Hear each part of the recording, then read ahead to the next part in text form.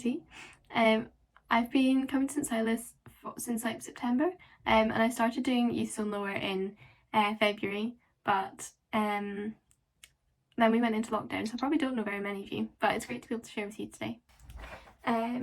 So today's one comes from 1 Corinthians, chapter 10, verse 31. So if you have your Bible with you, can you look up 1 Corinthians chapter 10, verse 31.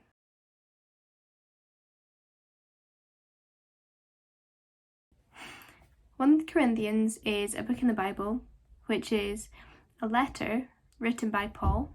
So he was a minister and he started the church in a place called Corinth, where these Corinthians live. So that was in Greece. He moved on to start a new church in a place called Ephesus, and now he's writing a letter back to them. I suppose in those old times, like, they wouldn't be able to see Paul on like Zoom or FaceTime or anything, or videos, so he would have written a letter to say hi, and he's got a lot of messages for them. Part of the reason that Paul's writing this letter is because in the church there were some arguments going on, so he wanted to speak to them about that, and he also wanted to speak to them about how they can stand firm in their Christianity, and even if people around them in Corinth weren't following Christianity, he wants to encourage them to stand firm and live completely for God. It's quite hard for us to commit our lives totally to God. I'm sure a lot of our friends have different priorities and are not Christians. And so when we live the Christian life, it's important for us to try to make God our priority and think about how we can live for him. So in this verse, in verse 31, it says, "So whether you eat or drink, or whatever you do, do it all for the glory of God."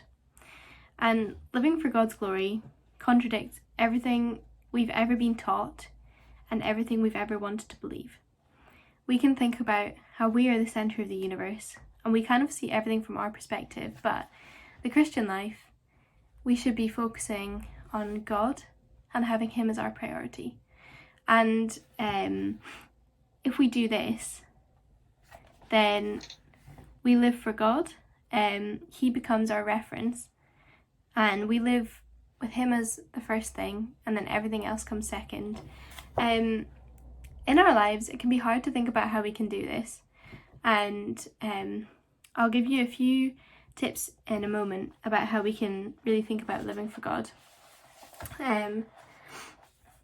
So what would it actually mean if our life is all about God's as our priority? It means that the life that we live in the way God tells us to. One of the big things that we can do is reading our Bibles and praying to God. And the reason this kind of shows God as our priority is it shows that we want to spend time with God. We want to see what God says in his word, study the Bible, and then try and think about what it says.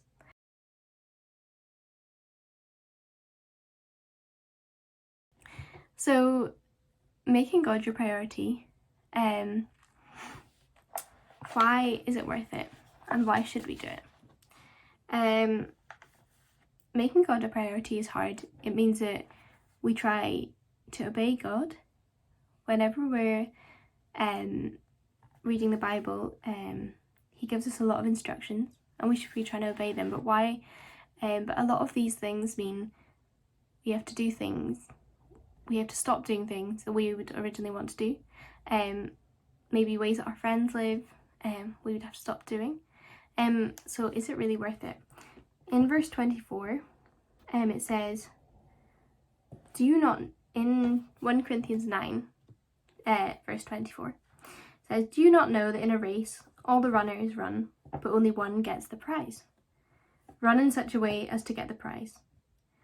So that's talking about a prize. Everyone who competes in the games goes into strict training. They do it to get a crown that will not last, but we do it to get a crown that will last forever. And when you think about runners, we were meant to have the Olympics this summer, which has been so exciting. And when you think about people training for the Olympics, they put in so much time and effort.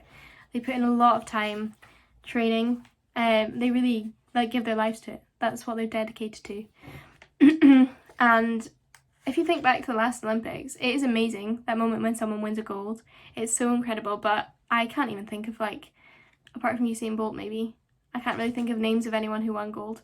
And Paul says in that verse that we are trying to get a crown that will last forever.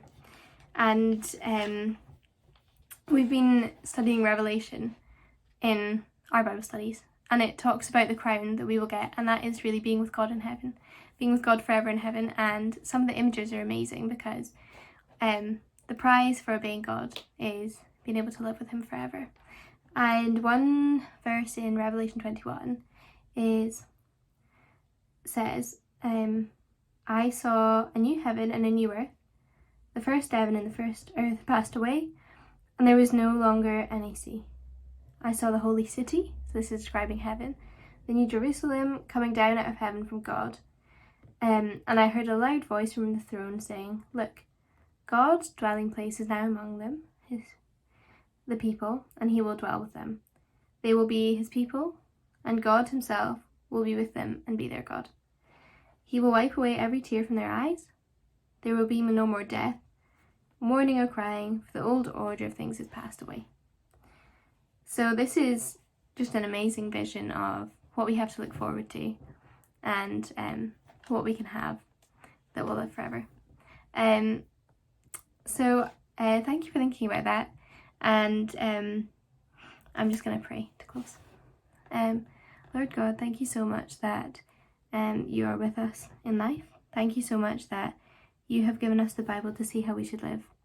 And thank you that even though it can be hard to keep you as our priority when our friends don't really believe in you, and it can be hard to think about how we should live, please would you help us to remember that you are with us, and we have an amazing place coming in heaven if we believe in you. Amen.